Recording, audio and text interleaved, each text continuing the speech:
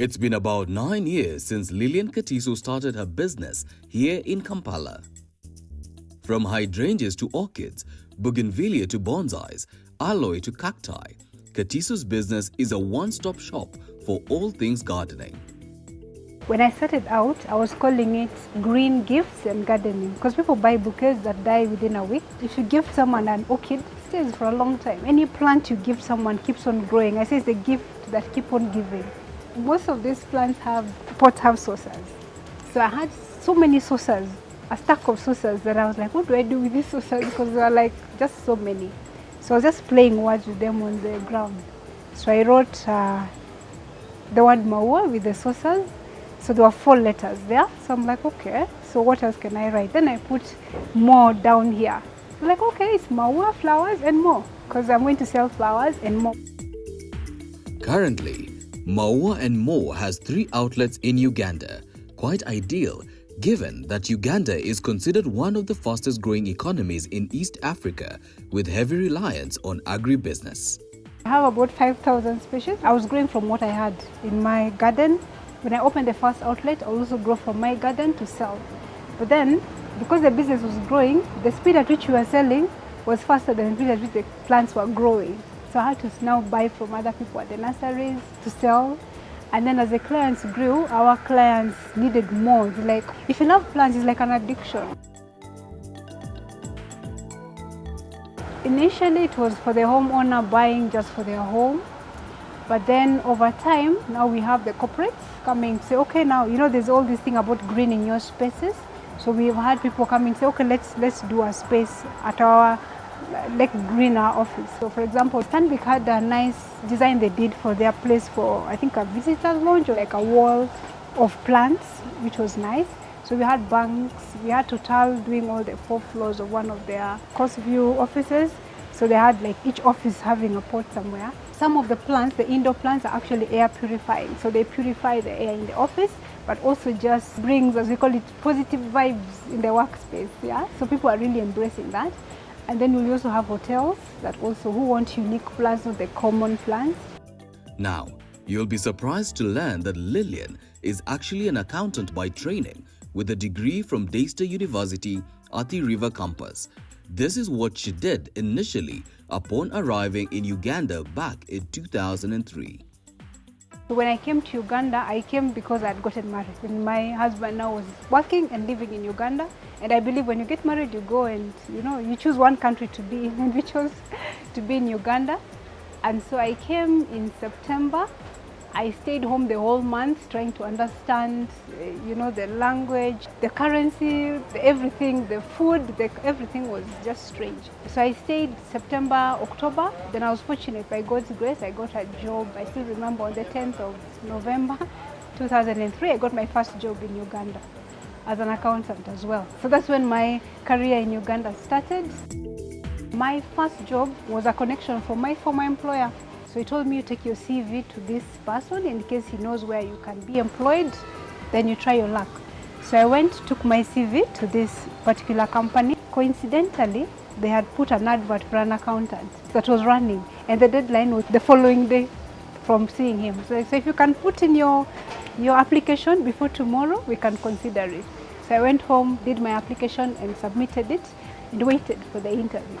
So I went for the interview in September. So they interviewed me and I was fortunate I got the job, and that's how I started. It was a management consultancy firm. So I started there as an accountant. I worked there for 9 years, different roles.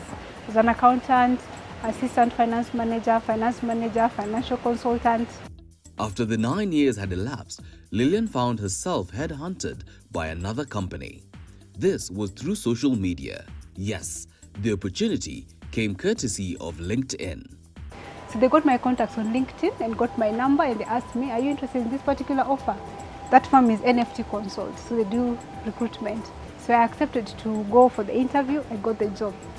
So I worked there for 3.5 years.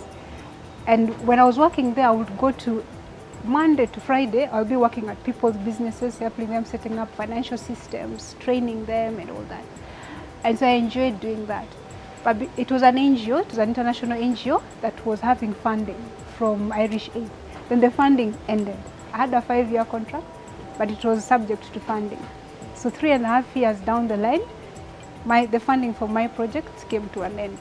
So that is how I transitioned, and I said, okay, maybe now is the time to now go into consulting.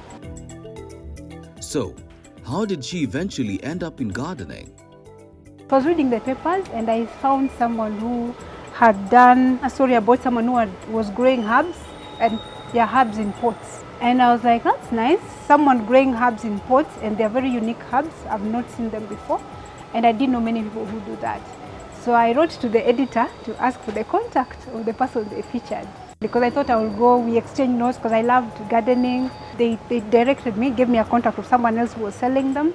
But on the same email thread, someone asked for strawberries. I happened to be having strawberries at home. I was growing them at home. So I said, I can give you strawberry seedlings. So this lady, the one who wrote that article, came home for the strawberry seedlings. So when she came home, she was like, wow, you've done a lot with your small space, like all the plants that I did. So she asked me, do you mind if I write a story about your garden? Then one day someone asked me if I sell plants. So now for me, I wasn't selling plants, I was just posting for the fun of it. So I thought, okay, maybe I can start selling the plants. Talk about serendipity. Before long, Lilian's business received national attention and was being featured in newspapers in Uganda. She was also featured as one of the 40 under 40 inspiring and influential women in Uganda. All the staff are Ugandans. So at the shops, we are 10 at the shops.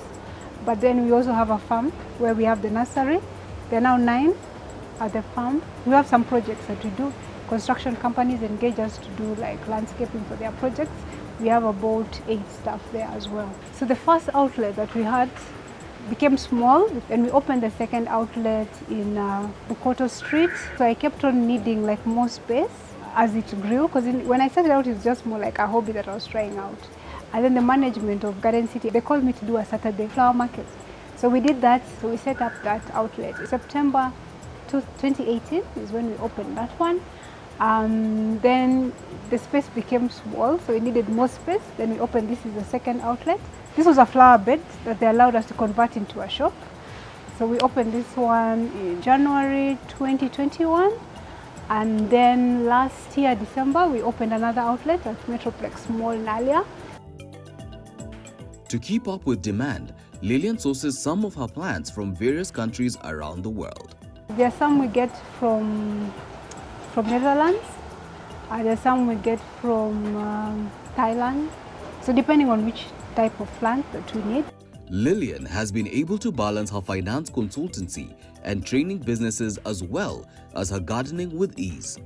The Nanyuki native is truly living her diaspora dream. Sitting behind a desk, I found it was boring. I felt like I needed something more challenging than just doing accounting and all that. And I liked going to the clients, finding out their problems, solving their problems. I found that was very interesting. Then I discovered I loved training people. Yes, Lilian is definitely a Jill of all trades and an example of what one can achieve when you take full advantage of your opportunities. Her parting shot: don't be afraid to shoot your shot. So I think for every sector, you might find the sector is already there, but what are the gaps in the sector that you can improve? I think there's always something that you can improve. They say Kenyans have good service. They still say that they bring people from Mutali for all their hotels. So it means there's something good that we have. I think the standard of doing business in Kenya is high. The standard of doing business here is still very low. So you can always go to any sector and improve it.